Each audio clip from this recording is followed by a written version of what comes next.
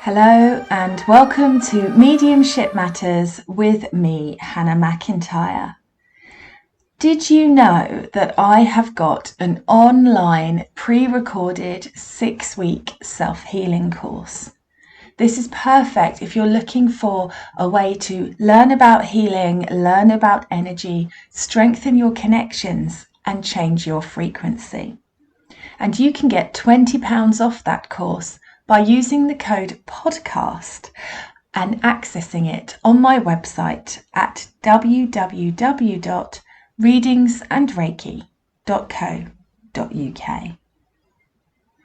So hello everybody. I'm not really sure what the topic is going to be this week. I'm just going to go for some things that I've noted down that I want to talk about, and we'll see what kind of journey unfolds for us all. One of the things I wanted to speak about today has come about in one of the sort of unusual ways in the way that spirits communicate with me. And so I've been reading Jurassic Park, The Lost World. And in that book, there's an island filled with dinosaurs, but there's no adult dinosaurs. And that has a real impact on the community, the development, the understanding of the dinosaurs on the island, because there is nobody leading the way. And that has got me thinking about us as individuals, as light workers, as connected people. And if you're listening to the podcast, chances are you are a light worker. Chances are you are here to be part of that shifting change. And you'll know that I have mentioned this before. Doing work for the spirit world isn't necessarily reading cards, connecting to loved ones in spirit, being a medium. Sometimes it's about helping to change that energy. And as we all know, the energy of the planet is rising. The collective consciousness of the human race is evolving. Whether it's evolving fast enough, I'm not sure, but it is certainly evolving. And I'm sure that you won't be surprised to hear me say that I think part of the problem that we've got now is that people are thinking about themselves as individuals and have forgotten about the collective. And there's so many different ways that I've been experiencing this. From when I go out for a run on the country lanes, people driving fast past me, so fast, I've nearly been hit a few times now, but firing stones and dust up into my face, acting like I shouldn't be there. And you know that if it was their mum or their sister or their best friend on that road, or them on that road, they wouldn't want somebody to drive past them at 50 miles an hour. But when it's somebody else who they don't know, there's no connection, there's no thought, there's no compassion. And this is something I think we're facing everywhere. As somebody who does free readings on Facebook Live, one of the things that really surprised me when my following greatly increased this year was people demanding readings, people thinking that their need was greater. And I know that I've mentioned this, but we've got to look at what's behind that. Why do you think your need is greater than somebody else's need? Why do you think that your problems are bigger than somebody else's problem? And it's a really interesting space that we find ourselves in. And I do think it connects to the breakdown in community in our society. I think that we've lost our way.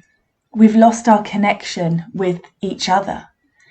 We've lost our way of empathizing, but also teaching each other, showing each other another way to be. And so the first thing that my guides wanted me to talk to you all about today is how we can all be that change for good in somebody else's life. how we can all choose in every moment of every day a different path, a different way to be. And I wanted to share with you a little story from this week, which hopefully you'll find interesting. But it starts with my rainbow shoes. I bought some beautiful rainbow shoes. It doesn't really start with that. I just wanted you to know they're amazing. Anyway, they cut my feet to ribbons. I've got really ridiculous feet that just get destroyed by all shoes. And these are trainers. They're not particularly exciting from a comfort point of view. And they've just cut my feet to shreds. And I was taking my car for its MOT in the village that I live in. And last year when I took my car for its MOT, I didn't take my purse. And they said, "Where are you going?" And I said, "Well, I've got to go home and get my purse." And they said, "Well, why didn't you bring it?" And I said, "Well, I thought you'd want my car for a few hours." And they said, "No, MOTs are really quick. What are you doing?" And so I had to walk home and walk straight back with my purse to pay for my MOT, and it felt really embarrassing. I always find going to the garage really awkward, but anyway. So this year when I went, I thought, right, I'll take my purse, I've got everything, and I put on my rainbow shoes because I need to wear them in and be brave because I love them. They just really hurt. And as I was leaving the house, I had this thought of, you're going to need to walk, don't wear those shoes. That was the spirit world.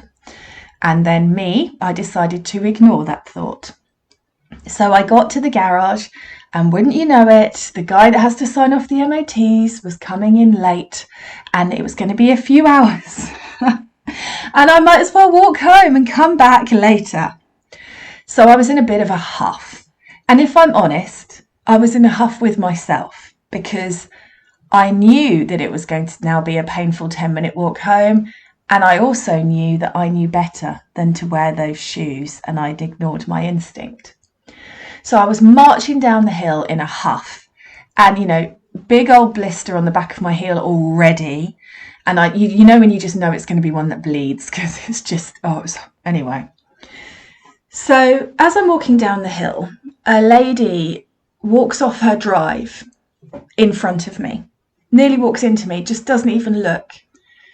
And I was annoyed. I was really angry. I was angry because my foot hurt. I was angry because the garage had laughed at me last year, but now they'd done what I thought they were going to do last year this year. I was in a real poor me kind of energy. And because she walked out in front of me, I could have just slowed down. I could have just gone, okay, it doesn't matter. But I was annoyed. So I carried on my quick pace up behind her, stompy, stomp, stomp. And as I got a little bit nearer to her, I heard my guides say, "What are you doing? What are you doing?"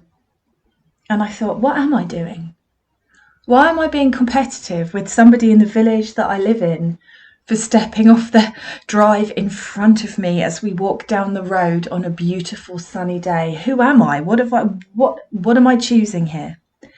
So as I got level with her, I turned to her and went, "Good morning, hello," and decided to be nice. And she said, "Oh, where did you come from? You've come out of nowhere." And I said, "Well, actually, you just stepped off your drive in front of me, but it doesn't matter. Isn't it a lovely day?" And she said, "Do you know what? I'm really struggling."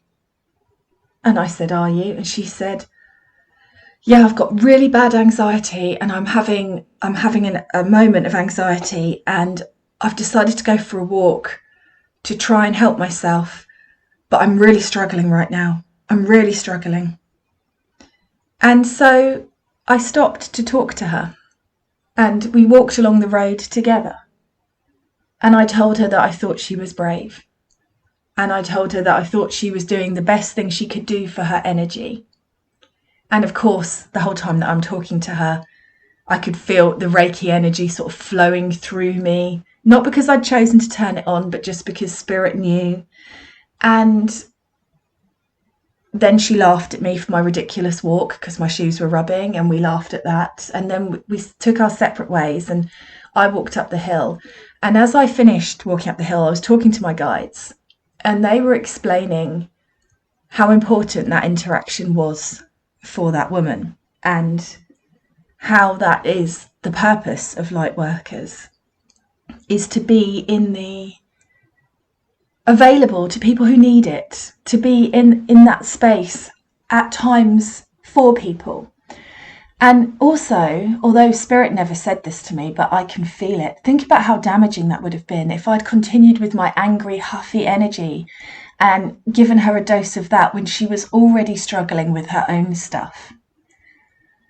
And it's really got me thinking, I know that if I'd been angry with her, my spirit guides would never have judged me for it. They wouldn't have told me off. They wouldn't have put me on the naughty step. But I could have done something awful.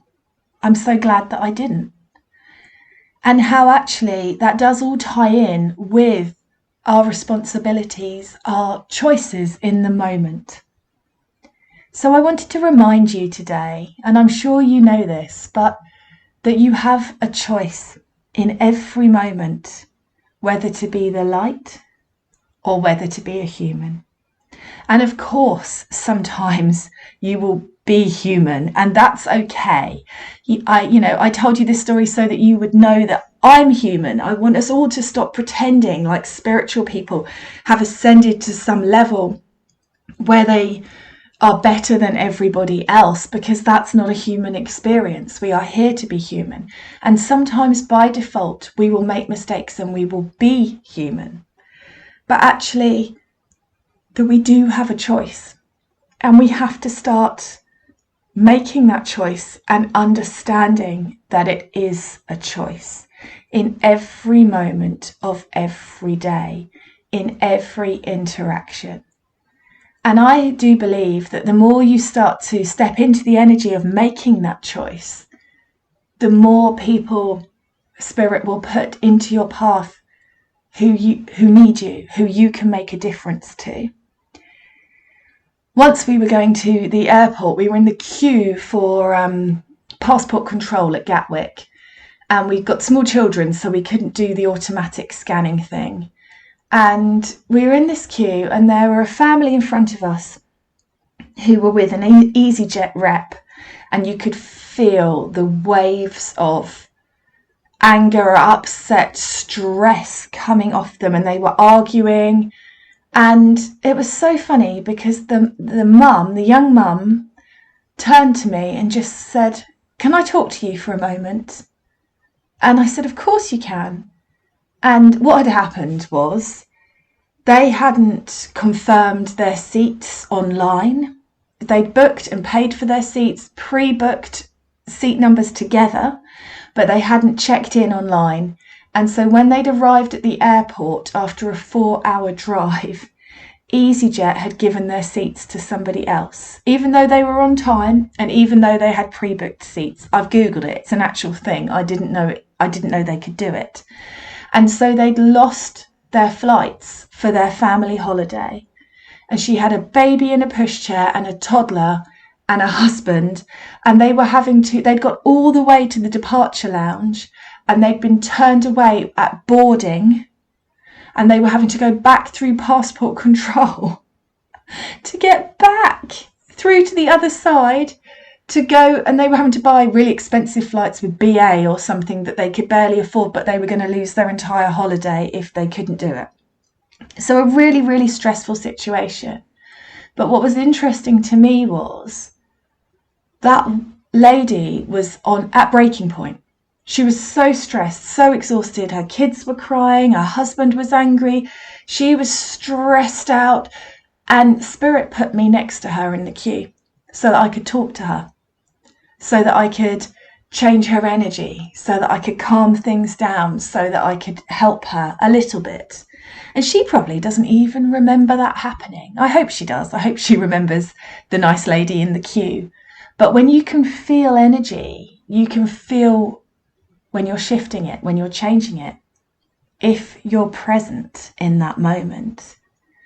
So I could have chosen with the anxiety lady along my road to have been present in my anger or present for her. And luckily, I heard Spirit just in time to be present for her. And so I think that part of our work as light workers, and this is not here to guilt you or put pressure on you or anything like that, but is to start showing the way to the other people.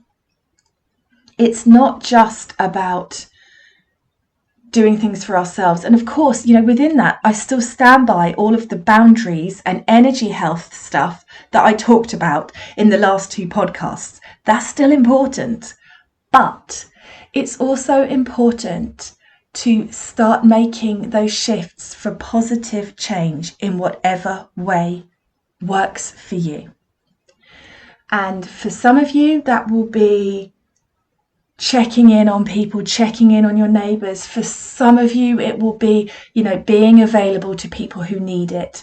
And for some of you, it will be doing things like I do. You may know this already, but I volunteer for Girl Guides. I run a rainbow unit because I'm very passionate about children, and I feel that children aren't heard anymore, aren't listened to. We just squeeze them into a sausage factory. And I feel that children need some positive role models of people who are interested in them and engaged with them, who want to hear their hopes and their dreams. So whatever it is that you want to do, and it doesn't have to be a massive undertaking like running your own rainbow unit is, my goodness, but it needs to be about bringing back that community and understanding that sometimes people behave the way they do because they've not been shown another way. And that doesn't mean that you won't always react to them in the right way. Sometimes people are annoying. Sometimes people are incredibly selfish. But it means that sometimes you have to just show the way and teach them. And that's something that I think is missing. I remember hearing a story once, and I can't even remember which tribe of people it was, but it was about when somebody in the tribe is badly behaved or horrible or selfish, that everybody in that tribe decided that they needed more love, that they needed to be shown more love. And I can't tell you that I managed to do that with every person that I come into contact with, but I am trying. And I think that's all we can do at this time, is remember to try when we can, to try and show a little bit of compassion to other people, a bit of understanding, but also to understand our role as the light worker is to be the teacher, is to show another path. And you might make a massive difference in someone's life.